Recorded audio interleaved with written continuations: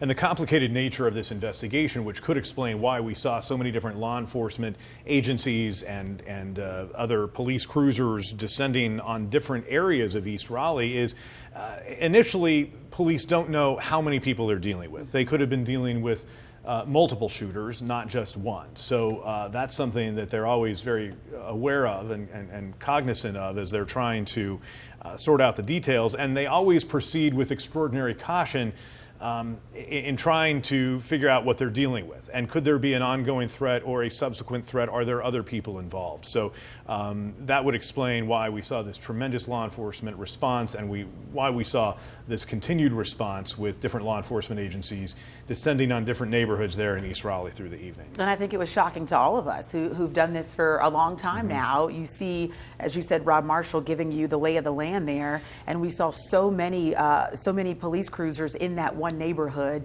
and we couldn't figure out exactly what was happening. We saw a car there that appeared to have been shot out at some point, both doors opening, so that makes you wonder, what happened with that car. But there was houses that were a part of the crime scene as well. So it was a massive crime scene, a massive response to it, and now we understand exactly why, because multiple people were shot by the suspect.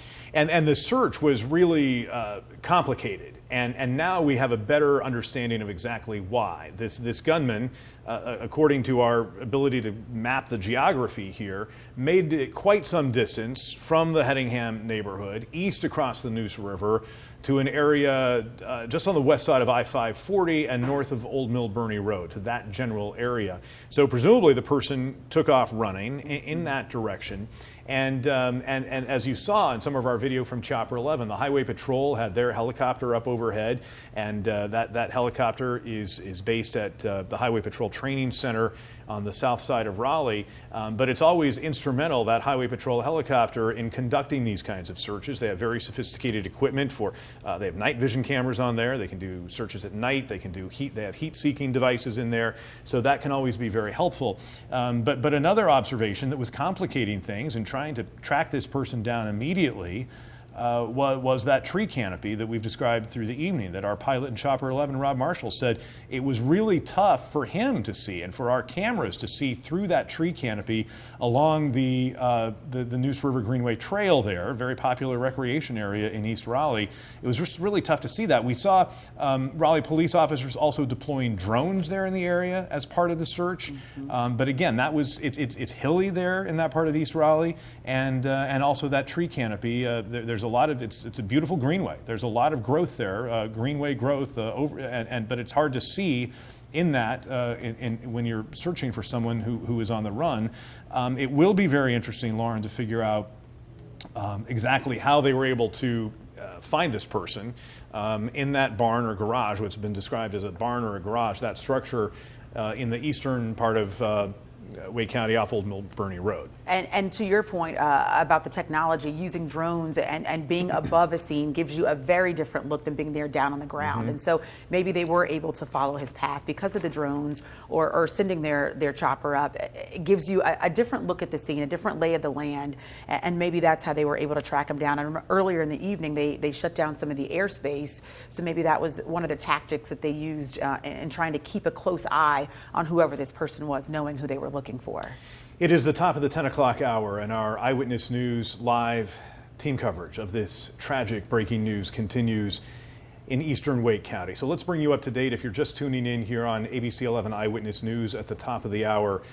The update we got from Raleigh Mayor Mary Ann Baldwin about an hour ago is that 5 people were shot and killed, including an off-duty Raleigh police officer. 2 people were also shot and taken to the hospital, including an off-duty or an RPD canine officer.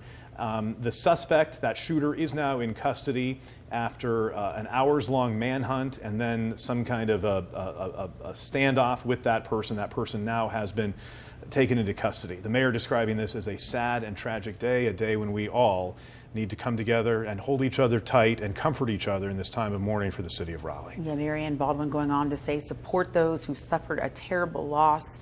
She says, we must stop this mindless violence in America. We have much to do in regards to that, but tonight we have much to mourn. And she encouraged everyone to reach out to those that you loved. We had heard at around 8 p.m. that suspect was contained, so officers knew who they were looking for. They had that person in an area, whether it was a garage, a house, or a barn, or some combination of the three. They did announce on Twitter just before 9:40 tonight that suspect is in police custody. Joel Brown is with us right now. Joel is in the part of East Raleigh, off Old Mill Burney Road, west of I-540, in that area where this gunman was taken into custody a short time ago. Joel, I know you've been encountering police roadblocks and traffic. You're trying to get in there. What's the latest? Yeah, I wish I had better news to report as far as how our proximity to where we are going, but the traffic is not moving at this point. Look, I can see police lights at this point. I can see the roadblock. I can see where Raleigh police is either telling people to turn around or that they're just going to have to wait. So that's one thing. So we're getting closer, but we're not moving fast. We were headed, of course, to this scene not far from Headingham, over in East Raleigh, where Raleigh police had the suspect cornered in that very kind of rural neighborhood, part of East Raleigh, in some kind of barn or garage of some sort. We were sitting in the car waiting to get to the scene when we saw that tweet from RPD that the suspect was now in custody. Not long after that tweet came through, we did see a number of Raleigh police officers heading away from the scene.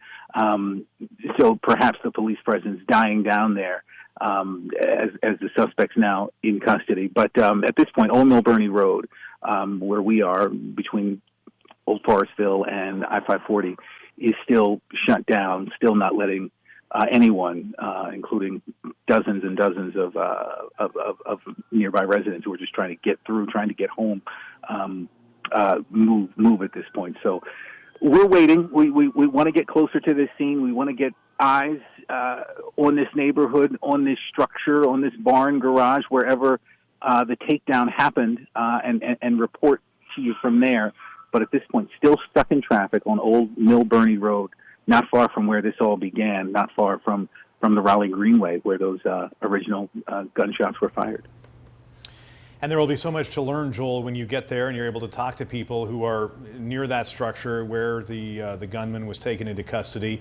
We, of course, all want to know how that person was identified, who saw that person, who called police, and were able to get them in. Obviously, someone was watching closely and saw that threat in their neighborhood, around their home, and someone called 911 and reported that in. Fortunately, that happened, and this gunman was, as they say, contained and then ultimately taken into custody tonight. And here we are again, taking a look at WakeMed. This is video from earlier in the evening. That's, of course, of Johnson County ambulance, so not at all clear that was related to this. But we were at WakeMed, as so many members of the law enforcement community were learning that 2 members of the law enforcement community were shot. One of them ultimately died as a result of their injuries. But this has been a moment of mourning and an intense tragedy for members of the law enforcement community who put their lives on the line for us every day. Yeah, and if we remember back to the timeline, Steve, initially we heard shooting in this neighborhood in Eagle Trace, and then maybe about an hour after you and I started reporting on this, we heard another officer shot. So again, trying to piece it all together and find out who encountered this suspect when and why, perhaps. We're going to get a clearer picture of that, of course, when police start to piece together their investigation. But still so many questions tonight and answers that people want to know as to what happened here in Eagle Trace at around 5 o'clock today.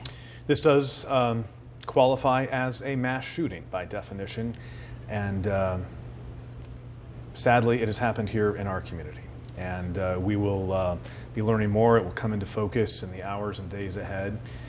Who tragically lost their lives today, and exactly how this unfolded, and who is this person who inflicted this terror on East Raleigh today. Yeah, someone I'm speaking to on Twitter tonight, thanking us for staying with us and providing all the details that we had, says she just hopes that the other 4 killed are not forgotten. And we all understand and know that this is a sad night for 5 families, not just the fallen officer. And we will cover that fallen officer, as we should, serving and protecting the community. But 4 other families are also touched by violence tonight. And hopefully, as we learn more about these victims, we'll find out more about these people who lost their lives tragically. And it's a total of 7 families directly affected.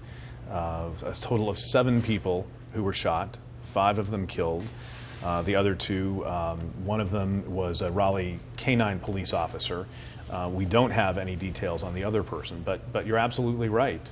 What we know right now are simply those details, but we will be working to learn more about the people who lost their lives in Hedingham, and certainly when we can get into Hedingham and talk to people in that neighborhood exactly where this happened, the area we've been showing you from Chopper 11, that will become a little more clear to us. Yeah, it's always even